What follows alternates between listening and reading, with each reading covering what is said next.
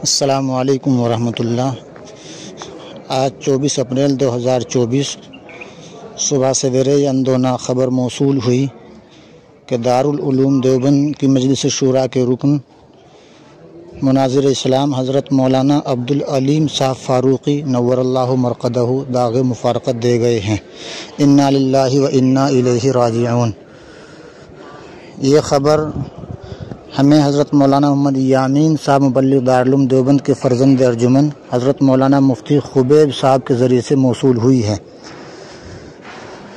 تمامی حضرات سے درخواست ہے کہ حضرت مولانا عبدالعلیم فاروق علیہ رحمہ کے لیے ایصال ثواب فرمائیں۔ اللہ تعالیٰ پسماندگان کو، متعلقین منتصبین کو صبر جمیل کی توفیق سے مالا مال فرمائیں۔